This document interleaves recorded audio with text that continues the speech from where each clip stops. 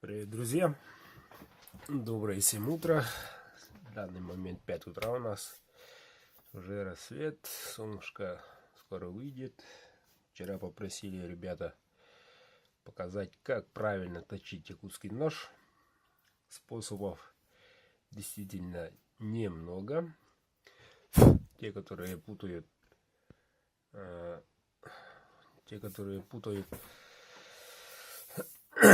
как точить. Да, действительно, если неправильно точить ножик, то якутский нож будет вести себя, мягко говоря, не очень хорошо. Если неправильно точить, то, повторюсь, можно испортить. Действительно. Это так. Так, ну, прежде чем объяснить, показать, хотел бы остановиться в одном. Отличие от всех мировых ножей, якутский нож является самым тонким ножом. Ну, если там не считать филейные, там, кухонные, очень-очень тонкие они. Да, они действительно только специализированные, узкий там круг действий, возможностей этих ножей, а якутский нож является универсальным ножом.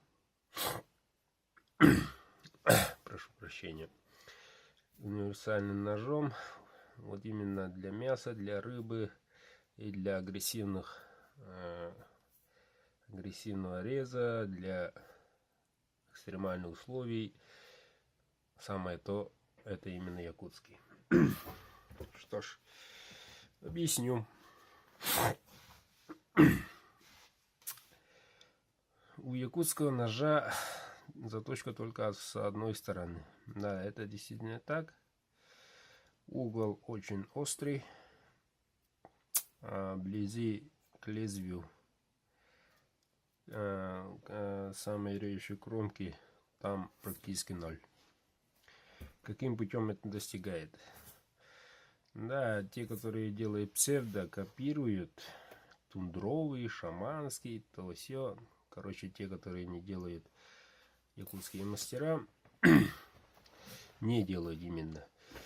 А другие коллеги, скажем так, кавычки, пытаются копировать, то все они точат неправильно. Скажу честно, да, это звучит как бы обвинение, ну, понимаете, как хотите, но я лично, мое мнение, что это не очень хорошо, во-первых. Во-вторых, каждый, ни один якут не будет делать русский нож. Я знаю, там, ну, были, наверное, попытки, но самый-самый лучший, это номер 1 в мире якутский нож. Каждый считает по-своему, тут спора нет, но я покажу. Вот ножик. Ножик вот такой. Прямой спуск. Прямой. Тут ширина 3,8. Вот. Прямой спуск. Никакой линзы. И вот видите, блестит. Белым-белым. Вот. Вот это режущая кромка. Вот здесь. Вот. А с этой стороны это поправка. В данном случае этот нож, этот металл, нержавеющая, та самая, прошу прощения, та самая знаменитая Эльмакс Удельхальм. Австрийская сталь. Очень хороший ножик будет, но сталь очень достаточно хороший. Ну, вышка всех вышек, можно сказать. Премиум класс. Действительно режет очень хорошо. Да, агрессивный рез присутствует. Плюсы очень много. и гибкий. Ломать будет очень трудно. Ну, цена, конечно, очень хорошая. Во всяком случае, от Лесомастера. Да, не дешевая. Но если приобретете такой ножик, то тогда вам другого ножа не будет. Как говорит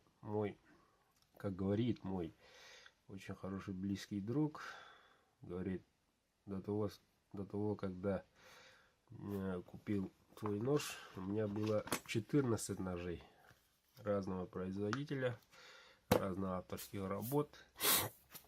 После появления якутского ножа в моем коллекции, все они ржавеют, где-то лежат. Я не знаю даже, где они.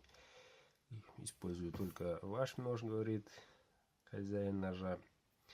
И даже если оно кем-то, чем-то в некоторых ситуациях уступает тем ножам, но для того, чтобы он имеет в виду, даже когда не на охоте, просто ношу с собой, и всегда мне с ним везет. На охоте, на рыбалке, и даже когда человек не хочет, ребята приглашают на рыбалку своего друга и говорят: ты ничего не бери, ты главное якутский нож бери. Так и говорят, и это такие слова отрадно очень для мастера. Ну, во-первых, я очень, можно сказать, взаимно, но стараемся. Так, и никогда не надо забывать, что у якутского ножа есть дух. А во всем мире, во всех изделиях нету. Хорошие острые металлы. Да, действительно, хорошие острые металлы. Но вот духа, увы, нет. А как получается дух у якутского ножа, если делает только якутский мастер? Вот и все. Ну, и об этом еще много можно говорить. Долго. Вот, сейчас покажу еще раз. Тут очень тонко. Очень тонко должно быть. И так делается, и до кончика, и тут. В этом очень тонко. И тут уже, соответственно, по градусу увеличивается. Вот. Очень тонко. Поэтому в зависимости от металла можете там регулировать свои силы. Не дай бог там резкие какие-нибудь удары, рычажные движения. Повторюсь, в соответствии от металла не рекомендуется. Почему? Потому что он тонкий. Еще раз скажу, в зависимости от металла. В данном случае Эльмаксом все иначе. Эльмакс, как говорится, рулит, да, гибкий. Сам испытал очень много, на нем прыгал, и рычажные движения максимум делал. Да, в худшем случае немножко прогнется, и обратную сторону то же самое рычажное движение. Все, он ровно встает, и все. Не ломается, это уж точно. Вот.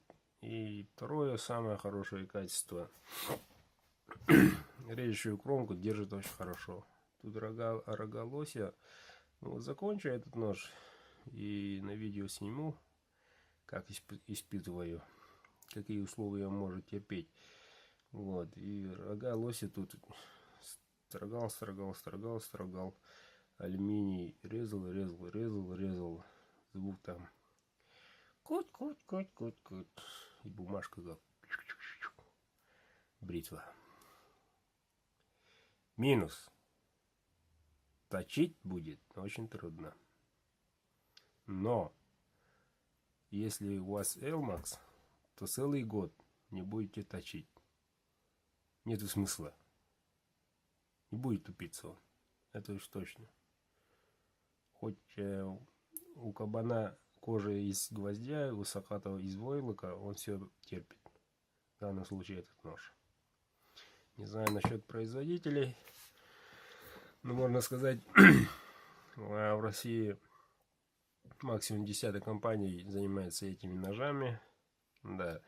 И у них то же самое, заточка не очень такая эффективная, можно сказать. Не в обиду, конечно, ребята.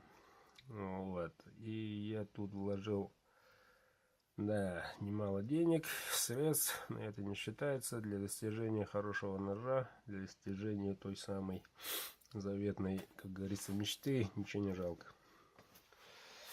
Вот. Итак, наш якутский нож выглядит вот так.